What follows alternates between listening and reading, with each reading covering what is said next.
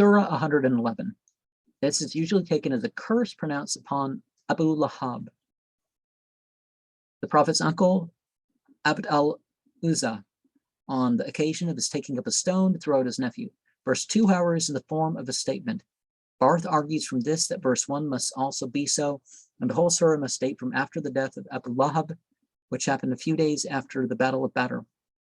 Fisher, following the Muslim commentators, holds that the first clause of verse 1 is a curse, but what follows is a statement confirmatory of the curse. The examples quoted in support of this construction are not quite convincing, and there appears to be no insuperable objection to the Medinan origin of the passage. It's probably not intended for publication. Well, no, it was, and it looked like Abu Lahab was going to maybe accept Islam on his deathbed, and he said, hey, if it wasn't for my people, I would. Yeah. So that kind of indicates that he didn't. So he perished without, yeah.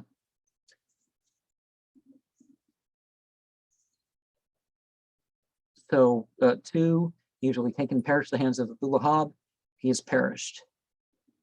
And what's the Fisher and Dear Vorhanden and Qur'an Weber Zeizungen und Sur 111 Leipzig 1937.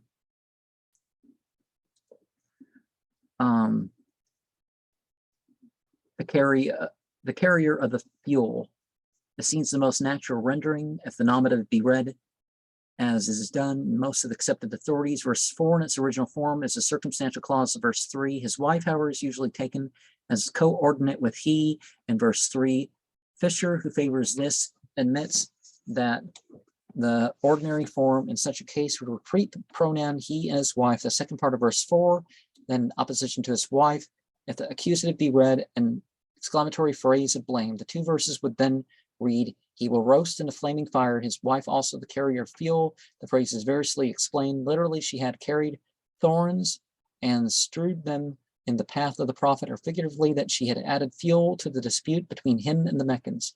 If this construct be adopted, however, Fisher is probably right in holding that we have here a piece of Arab satire, that the phrase means a common woman, the carrying of fuel being a task which well-born women did not perform. Surah 112. This little surah has been much discussed.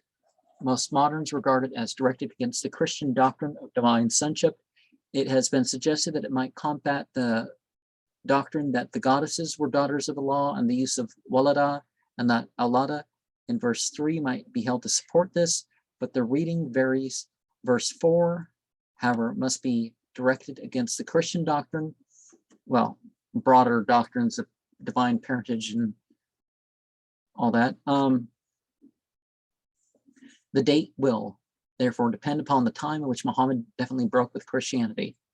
Well, he never was part of Christianity. So are you saying that is Richard Bell, it's making it sound like Richard Bell deep down thinks that Christianity and Judaism was the wrong religion, and so was the other one, and maybe, but he wants to deny Muhammad at the same time. So how can he be the wrong religion at a time and then came to something else?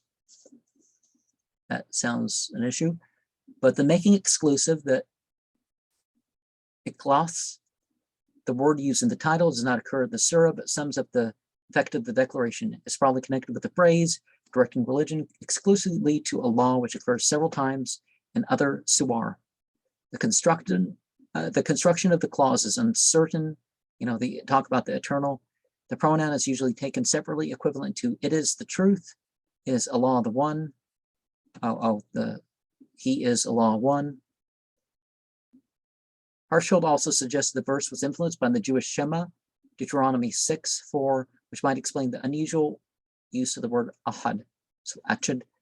But some people say who, as in who, because who is, you know, one of the abbreviations, one of the replacements that Jews use for saying the name of God. And most moderns derive the word, the eternal, asamad, in the sense that has been suggested. Arab commentators take the word meaning the one to whom recourse is had. The chief, the Semitic word sumd, seems to mean to bind together. The undivided might give that sense. Surah 113, this is a formula of protection against magic, the working with evil spirits, and quite possibly it and the following have been placed at the end of the Quran by the compilers. They were admitted by Ibn Masud. There's no reason, however, to assume that it was not composed, that it was not from Muhammad. It probably belonged to a fairly earlier period in his activity. Introduction to Surah 94. They refer to that. Surat al-Falaq, the chapter of daybreak. Some take the darkening when it comes on to refer to an eclipse of the moon, a lot more common than the eclipse of the sun. The evil are the blowers on knots, that's a feminine thing. I mean, that's a feminine noun. Knots play a large part of magic in Yazidi religion, or whatever you want to call it. That's really the case too. A lot of knot tying and untying. Surah 114. This is rather protection against evil suggestions than against magic. The language suggests it's early Medinan date, and the surah may perhaps be a substitute for the preceding one. No, they work them together. And there's a whole story about the situation that arose, and these chapters were learned.